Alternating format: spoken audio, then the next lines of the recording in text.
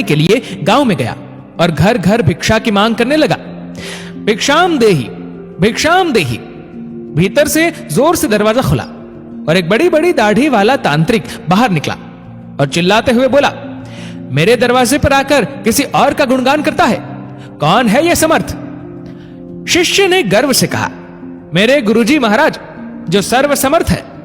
तांत्रिक ने सुना तो क्रोध में आकर बोला कि इतना दुस्साहस कि मेरे दरवाजे पर आकर किसी और का गुणगान करता है, तो देखता हूं कितना सामर्थ्य है तेरे गुरु में। मेरा श्राप है कि तू कल का उगता सूरज नहीं देख पाएगा, अर्थात तेरी मृत्यु हो जाएगी। शिष्य ने सुना तो देखता ही रह गया और आसपास के भी गांव वाले कहने लगे कि इस तांत्रिक का दिया हुआ श्राप कभी भी व्यर्थ नहीं जाता। शिष्य उदास चेहरा लिए वापस आश्रम की ओर चल दिया और सोचते सोचते जा रहा था कि आज मेरा अंतिम दिन है, लगता है मेरा समय खत्म हो गया है। आश्रम में जैसे ही पहुंचा, गुरुजी महाराज हंसते हुए बोले, ले आया भिक्षा? बेचारा शिष्य क्या बोले। गुरुदेव हंसते हुए फिर बोले कि भिक्षा ले आया? शिष्य ने कहा, जी गुरुदेव, भिक्षा में अपनी मौत ले आया, और सारी घटना सुना दी और एक कोने में चुपचाप बैठ गया। गुरुदेव बोले, अच्छा चल भोजन कर ले। शिष्य ने कहा, गुरुदेव आप भोजन करने की बात कर रहे हैं और यहां मेरे प्राण सूख रहे हैं। भोजन तो दूर, एक दाना भी मुंह में न जा पाएगा। गुरुदेव बोले, अभी तो पूरी रात बाकी है, अभी से चिंता क्यों कर रहा है? चल ठीक है, जैसी तुम्हारी इच्छा। और यह कहकर गुरुदेव भोजन करने चले गए। फिर सोने की बारी आई, तब गुरुदेव शिष्य को बुलाकर बोले, हमारे चरण दबा दे। शिष्य मायूस होकर बोला, जी गुरुदेव, जो कुछ क्षण बचा है जीवन के, उस क्षण में आपकी सेवा कर ही प्राण त्याग करूं, यही अच्छा होगा। और फिर गुरुदेव के चरण दबाने की सेवा शुरू की। गुरुदेव बोले, चाहे जो भी हो, चरण छोड़कर मत जाना कहीं। शिष्य ने कहा, जी गुरुदेव, कहीं नहीं जाऊंगा। गुरुदेव ने अपने शब्दों को 3 बार दोहराए कि चरण मत छोड़ना, चाहे जो हो जाए। ये कहकर गुरुदेव सो गए। शिष्य पूरी श्रद्धा भावना से चरण दबाने लगा। रात्रि का पहला पहर बीतने को था। अब तांत्रिक अपने श्राप को पूरा करने के लिए एक देवी को भेजा जो धन से भरी थी, सोने चांदी हीरे मोती से भरी थी। शिष्य चरण दबा रहा था, तभी दरवाजे पर वो देवी प्रकट हुई और कहने लगी कि इधर आओ और ये सोने चांदी से भरा ये पात्र ले लो। शिष्य भी बोला, जी मुझे लेने में कोई परेशानी नहीं है, लेकिन क्षमा करें, मैं वहां पर आकर नहीं ले सकता हूं। अगर आपको देना ही है तो यहां पर आकर दे दीजिए।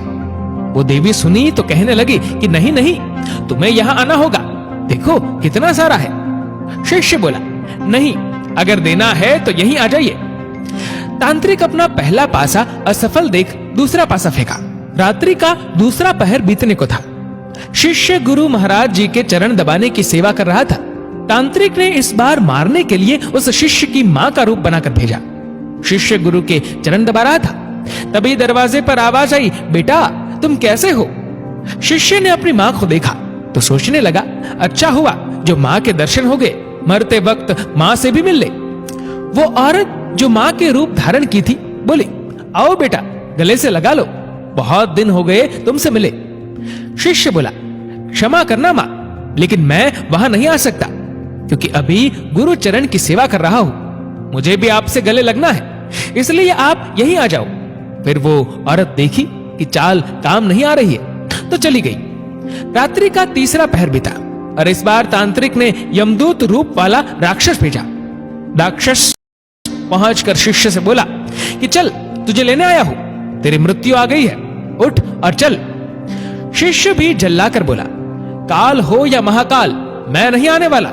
अगर मेरी मृत्यु आई है तो यहीं आकर ले जाओ मुझे, लेकिन गुरु के चरण नहीं छोड़ूंगा, बस। फिर राक्षस भी चला गया। सुबह हुई, चिड़िया अपनी घोंसले से निकलकर चहचहाने लगी, सूरज भी उदय हो गया। गुरुदेव महाराज जी नींद से उठे और बोले कि सुबह हो गई। शिष्य बोला, जी गुरुदेव सुबह हो गई। गुरुदेव ने कहा, अरे तुम्हारी तो मृत्यु होने वाली थी ना, तुमने ही तो कहा था कि तांत्रिक का श्राप कभी व्यर्थ नहीं जाता, लेकिन तुम तो जीवित हो। गुरुदेव हंसते हुए बोले। शिष्य भी सोचते हुए बोला, जी गुरुदेव लग तो रहा हूं कि जीवित हूं। फिर सारी घटना याद की रात्रि वाली, फिर समझ में आया कि गुरुदेव ने क्यों कहा था कि चाहे जो भी हो जाए चरण मत छोड़ना। शिष्य गुरुदेव के चरण पकड़कर खूब रोने लगा। बार बार यही कह रहा था, जिसके सर पर आप जैसे गुरु का हाथ हो उसे काल भी कुछ नहीं कर सकता है। गुरु की आज्ञा पर जो शिष्य चलता है उससे तो स्वयं मौत भी आने से एक बार नहीं अनेक बार सूझती है।